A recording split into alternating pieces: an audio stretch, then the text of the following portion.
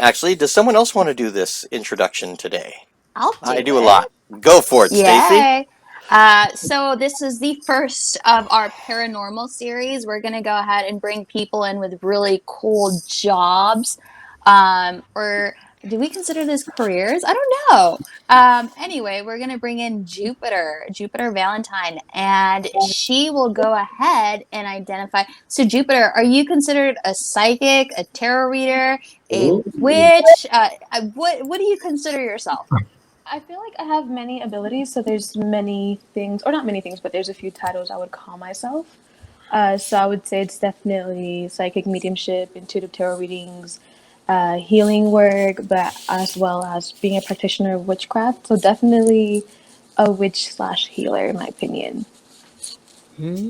So I don't know about you guys, but as a little kid, in Hispanic culture, it's known that brujeria is so bad, all this stuff. But in reality, there's a lot of things here that it's pretty accepting, like Wiccans, and a lot of people are out there and they do all this sorts of stuff. And I'm actually going to ask Jupiter because I honestly don't even know the difference. What is it between, I mean, what is it? Is witchcraft good? Is it evil? Is it like they say on television that it's bad? What is your entire opinion on all of that?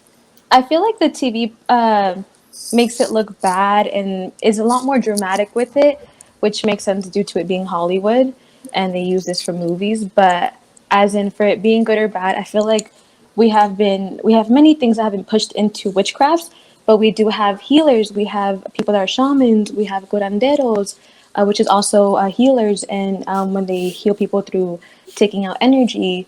But for the most part, I feel like what I would consider bad is taking advantage of people in this with your abilities, or being petty and casting spells for petty reasons, or just attacking random people. But for the most part, I feel like it also depends on the individual and the practitioner and how they go about their magic. Yeah, I think I can't have those kind of abilities because the first time someone's taking too long in the line at Baskin Robbins, I just can't take it. I said 2 scoops. Yeah, you know what you want. You knew what you wanted before you came in here. What are you looking at the glass for? Okay. So we're gonna go into another thing that was so interesting. So I came across Jupiter through TikTok. Jupiter has a bunch of cool videos. So I think all of us are on TikTok, but Jupiter has some great videos. I'll have her submit later her handle. We'll go ahead and post that on our Instagram and on our Facebook. That way you guys can follow her. But she mentioned something that I'm actually also unfamiliar with, which is called La Santa Muerte, right? Mm-hmm. What is that? She's actually a deity that originated from Mexico, and she's very well known in the LGBTQ community due to providing protection for individuals when it comes to, they tend to experience a lot of negative things. And she provides protection from when they have to walk home at night, or when they just need to have a safe day when they're going out and about. But she's also very well known in, like I stated, the Mexican culture, and a lot of us work with her for education purposes, protection purposes, abundance. She's a very well known spirit, and one that I definitely am proud to work with. Okay, so she's a spirit. She's not like a demon, nothing like that, right? Absolutely not. She was part of the Catholic Church for a moment until they realized that she was made of bones. She has like a skull face and all that, and due to that they decided to cast her out. But she was actually considered a saint for a moment, so that's why you would hear some people call her Saint of Death, or they address her as Holy Death. But she's definitely not a demon. It's Yeah, interesting because some of the biases that people have about certain looks of certain things, like even horns and fangs, that all comes from way back in our our early stages of man, and we go, well, that thing with horns can gore you, that thing with teeth can bite you. Things with horns and teeth, I'm going to stay away from them. And then we started drawing them into certain things, but we also started attributing this to things that people had biases against. Yeah. Mm-hmm. now the big question I think we all have, and I am really, really curious about, especially because I grew up in a very scary household. So like Um, haunted houses? haunted houses. Okay, okay. So I believe in it. I don't know. I'm sure some of you guys are skeptical, but I definitely believe in haunted houses. You know, I believe that there are things out there that, you know, make noises, wooden floors creaking, things falling from the mantle. I mean, I've seen it all firsthand and nobody being there. And then you go into stories like Zach Baggins' Museum, Ghost Adventures, like all this stuff about items being haunted and you hearing noises or things moving by themselves that just don't make sense, like the scary dolls and stuff like that. Do you personally believe that houses can be haunted by entities, or do you believe like dolls and stuff can be haunted, like a haunted chair? Definitely. I've actually done some house cleansings myself where I had to cast negative spirits out, and it's been challenging, but it's definitely real. We even have certain ways in magic where we can give spirits offerings and they can attach themselves to them. So, as in, for if things can be haunted and if it's real, it's definitely a yes. Wait. What do you mean, like offerings? Like, do you just offer another item to say, here, stick to this instead? Or what do you mean? We have different ways of offering things to spirit. So in my case, when it comes to La Santa Muerte, as an offering to her, as an exchange of her for doing certain things for me, I give her food items, or for this example, I actually made a song devoted to her. That's actually going to come out next week, and it's talking about how I appreciate her, and it's dedicated to her. So it's just a way of appreciating the spirit and also letting it know that I'm preaching about it one way or another. I hope that makes sense. That's interesting. So, in a way, okay, yeah, it is an offering. Like, now we go back to how can you tell what's good and what's bad when it comes to these entities? I mean, you know, something falls off the wall or you hear creaking on the wooden floors. How can you tell if it's good or bad? Like, is there some type of like things that stick out? The way the energy will shift in the room, the way you will feel the vibrations. Also, it tends to feel either a little cold or hot. But definitely, the one thing that will let you know is your intuition, which I feel all of us have an intuition and we're all strongly or in a way connected to it. And the way to fully tell, I feel, would be through your intuition. I have a quick question. Like, I thought I heard you say that you give food offerings Yes. to. So, like, how does that work? Like, because I'm thinking of food like how I consume food, but obviously that would not be the way that a spirit would consume food. So, how does that Yeah. Uh, there's different things we do. So every morning, every now and then, I might want to get up and make her a cup of coffee, and I'll put it on her altar where I have all her statues, all her candles, and I'll give her coffee, or I'll cook rice for her, and I'll leave it on the plate, and I'll let her know that's for her, and I let it sit on the altar, or I buy her bread. If it's packed up, we'll just let it sit on her altar, and the way it works, it's like consumed by her energy, if that makes sense. Okay. And that's how she takes that in. Okay. Now, is there a way that she lets you know if she doesn't like a particular type of food? Yeah, she'll. It's interesting how things can go. There's certain experiences I've had where the spirit will knock it over, and they'll let me know it's a no. So they'll knock it over, they'll drop something, or in some cases, not with me, but I've heard people say that they were about to place a plate down on the altar, and something smacked the plate out of their hand. So Wow. they'll strongly communicate with you and let you know they don't approve of a certain food or offering that you want to give them. Or maybe if they have food allergies or they're gluten free or something like that, You right? So, overcooked the Yeah. rice. yeah, they'll let you know. It's like, oh, I'm lactose intolerant. Please don't give me milk right now. I'm vegan. I'm vegan. I'm If vegan. because I'm really gonna make the energy shift in this room if you give me some milk. You're gonna smell it. You're gonna hear it. It's gonna happen. What about possessions or stuff like The Exorcist? Possessions, they're definitely real. I feel like a lot of the times they're viewed as negative, but it's also a way to communicate with the spirit and it deliver messages through you. So I have experienced a bit of this, and I feel like it's not fully negative. It's actually quite interesting the way your voice changes, the way you somehow lose control over your body. Mm. So you're saying that not all possessions are bad. Some are good, Yes. and they're just saying, you know, I mean, what Hmm. kind of messages would they be relaying? Is it like, find my body at this location, or hey, what's up? I'm bored. Like, what kind of messages are they meant to go ahead and relay? Yeah, depending on what work I'm trying to aim for, but in some cases, uh, certain spirits I've worked with, they've possessed me, and it's more so to speak to me about traumas I need to work on or things I Mm. need to acknowledge that are in my subconscious mind that are holding me back and not allowing me to grow. There's a particular spirit that I communicated with and ended up possessing me, and she was having me stare at the mirror and speak things about myself that made me very uncomfortable. But it was just due to the lack of confidence I had within myself. And they'll make you do things that push you out of your comfort zone, but it's really to make you grow. Is there a possibility that a spirit from a long time ago would be watching Stefan play a video game and go, I want to try that, take over his body so that they can try playing the game? There are some walk-ins like that, yes. Oh, Wow. wow. So Well, that's my what Wow. happens mom's when I play guitar. my mom's urn is right next to my desk, so you know. That's Wow. really? So, oh yeah, Mhm. she's in one of my comedy skits too. Not out of disrespect though. She would have wanted to do it regardless.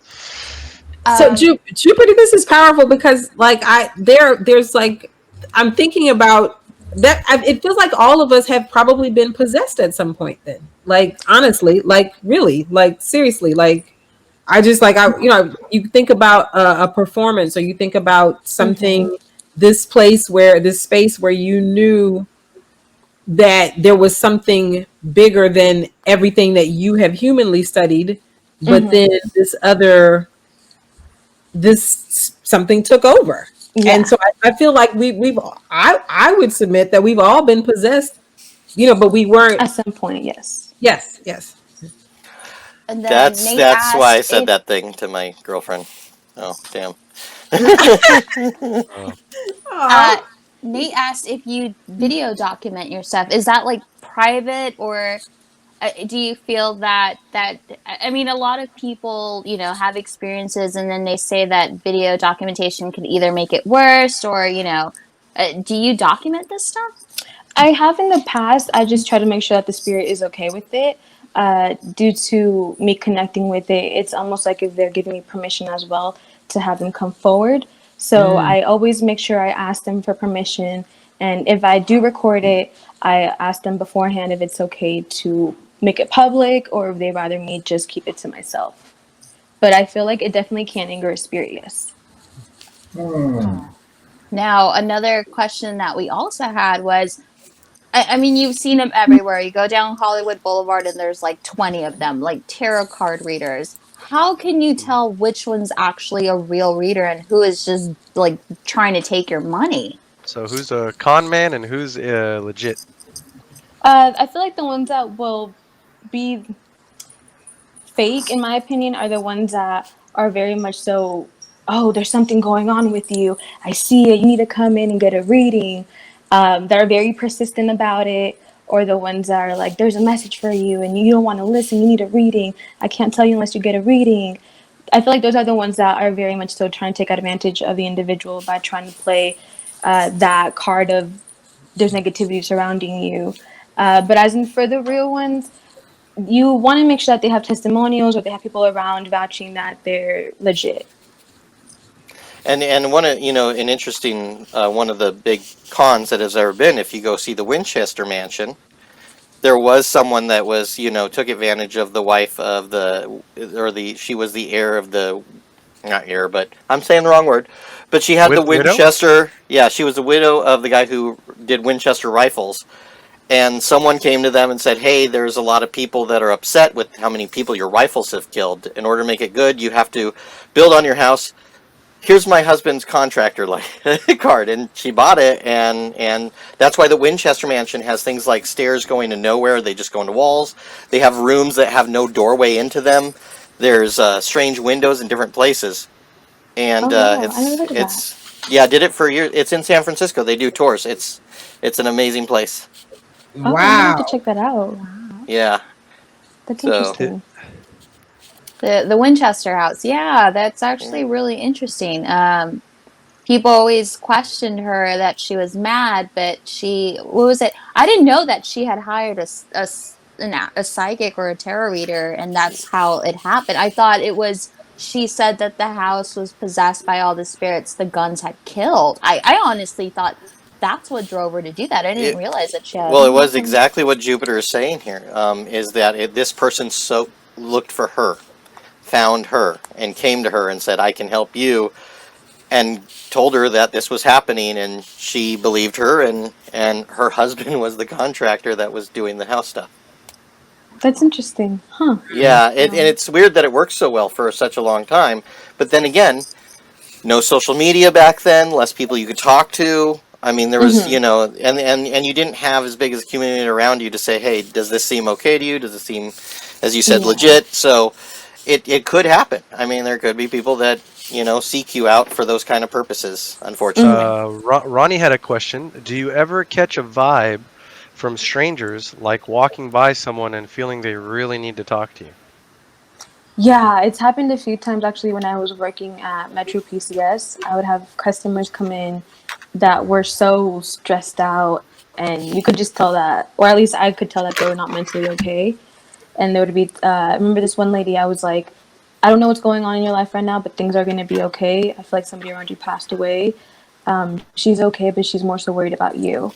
And she just looked at me and grabbed her stuff and just said, in a weird way, thank you, and ended up walking away. And in other circumstances, I had a male come in, and I was telling him about his ex-wife and how she's very envious. And he was like, I didn't know this part. And he was actually quite impressed. And he thanked me a lot because he actually needed that closure due to some drama going on between them. So when it's time to really deliver messages, I'll definitely deliver them. Wow. Wow. No, And in this time of COVID, are you able to sense those things, like even through things like Zoom, or is that too far away, or is there an ability to that? Like, Right. Yeah. Yeah. There's a lot of people doing tarot readings on Instagram, period. So there's a lot of that out there. oh, you mean like is it possible to do readings that way? Yeah, through like read one of us or read somebody through Zoom or through StreamYard. Thanks StreamYard, uh, for letting us do this. Um, but yeah, I was curious about that because right now we're in time people are in lockdown and they probably still are looking for services, but they want to stay safe at the same time. It is possible. The way everybody has a weird way of doing it, or not weird way, but different way of doing it.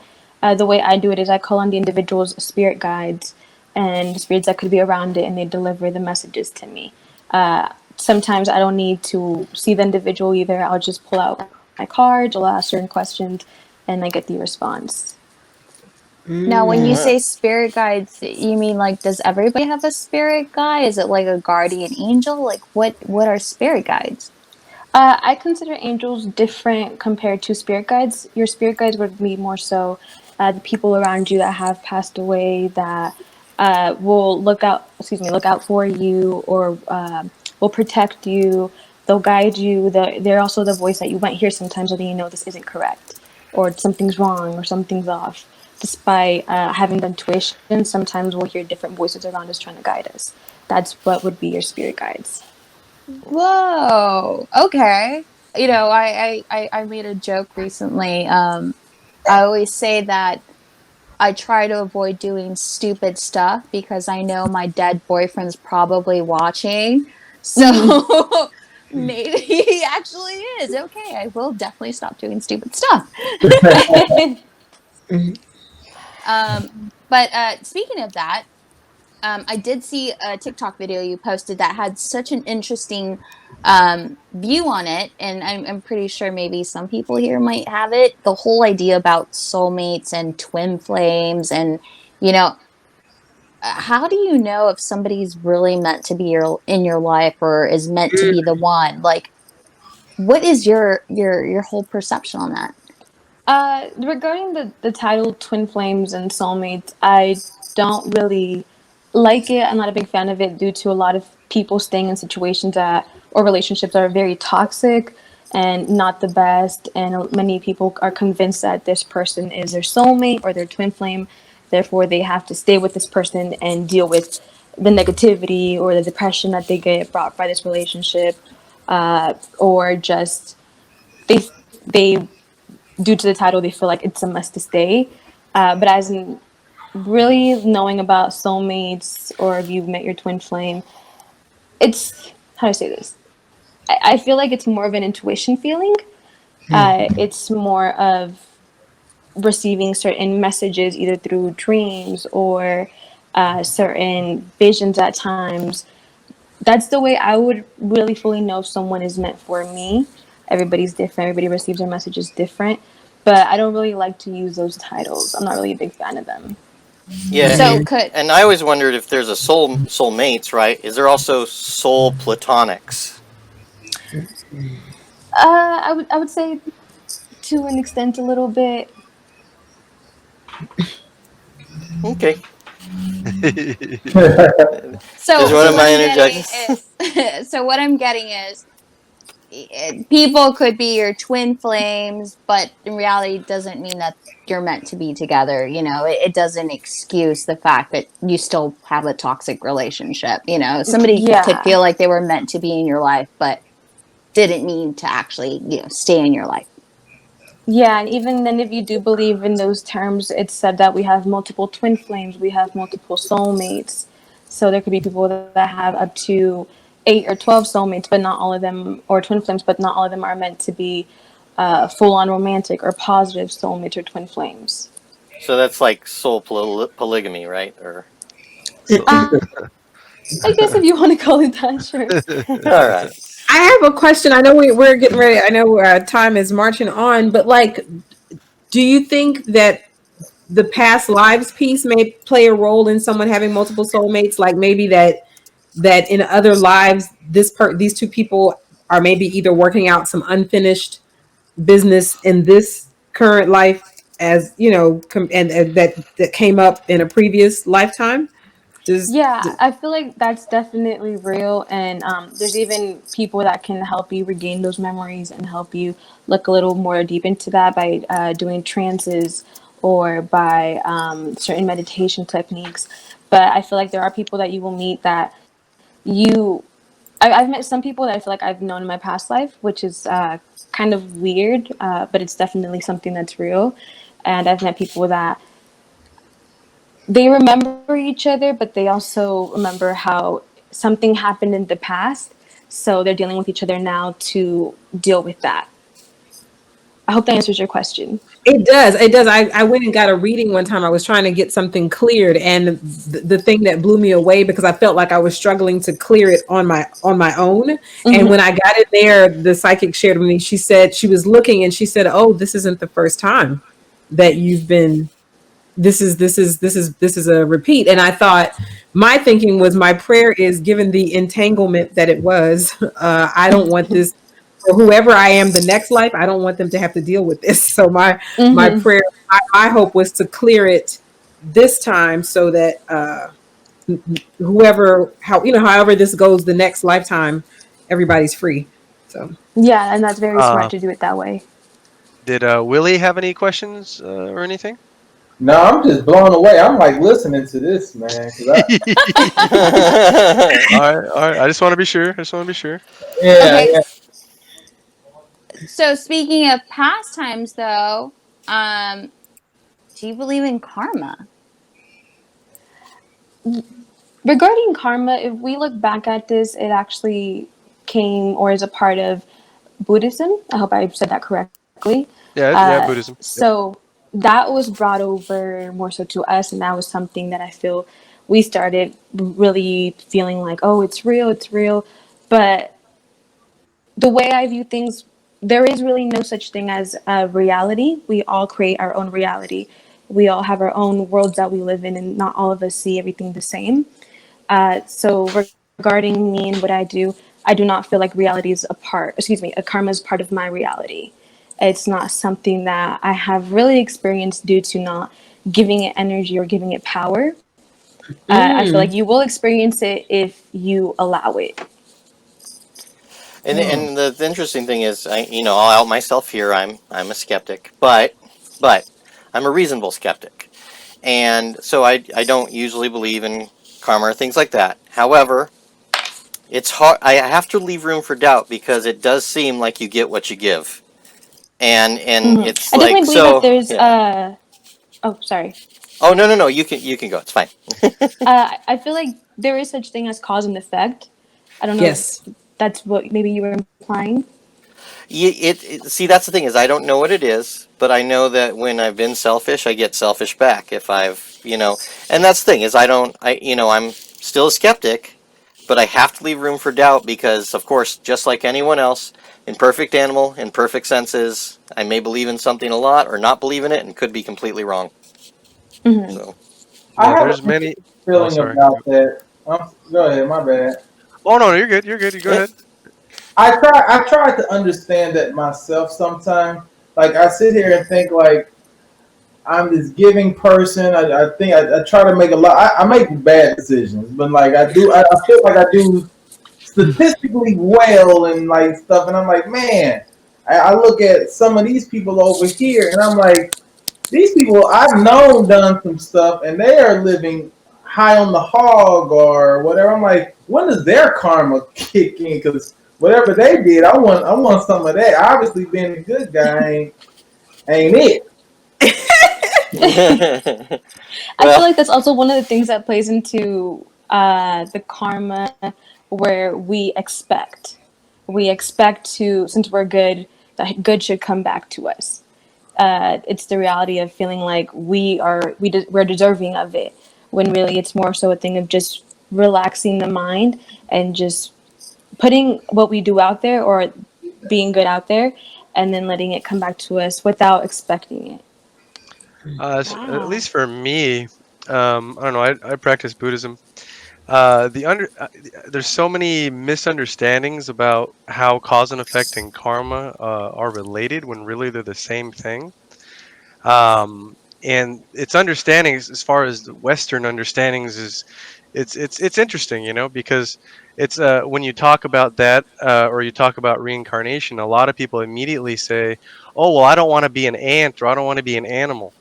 But when you further study different Buddhisms, you find that that's not always the case. It's not necessarily all reincarnation is coming back as an animal or a raindrop. The Buddhism that I practice, you're basically coming back. The reincarnation that I believe is that you're coming back in a different body.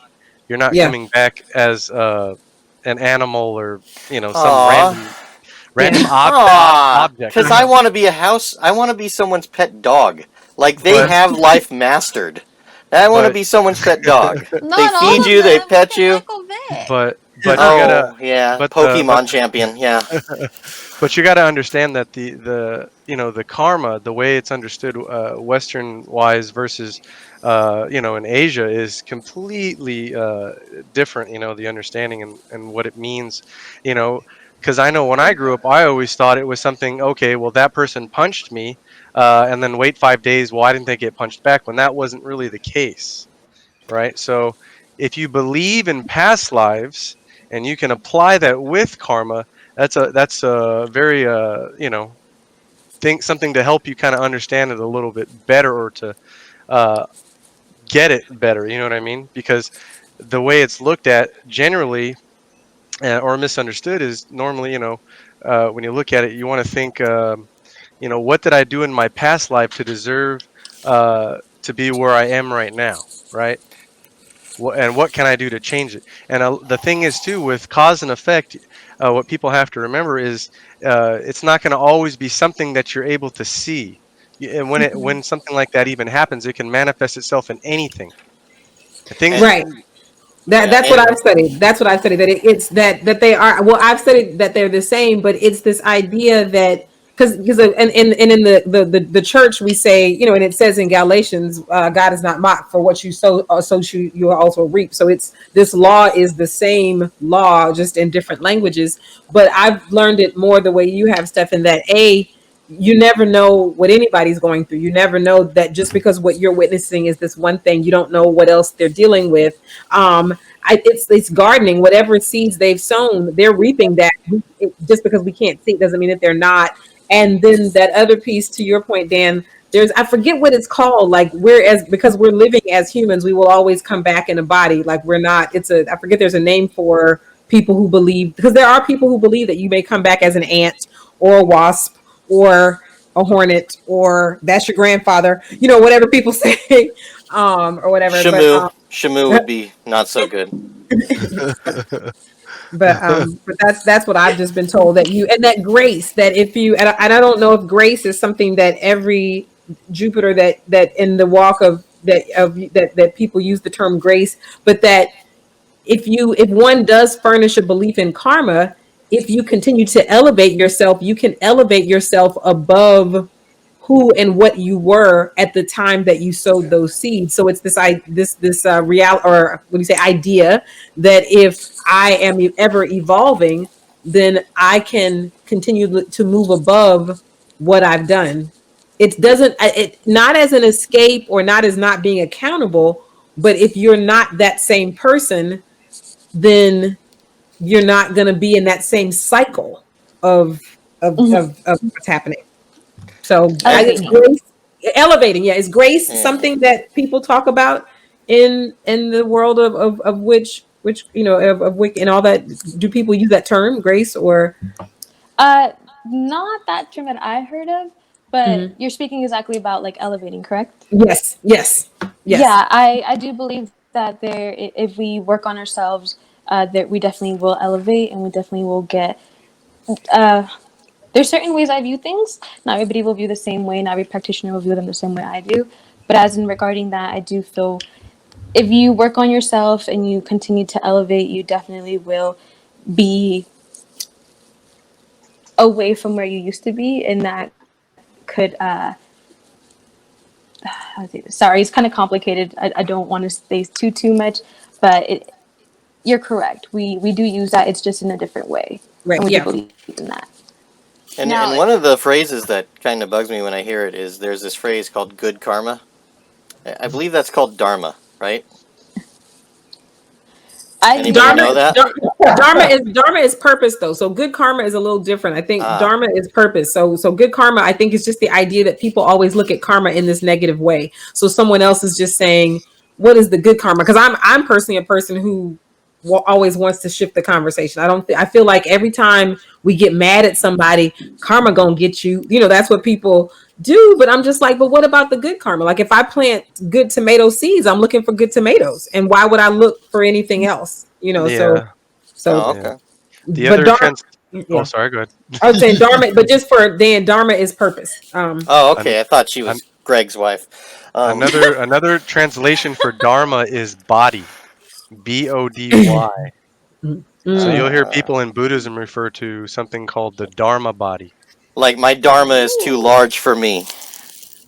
Well, I mean, Okay.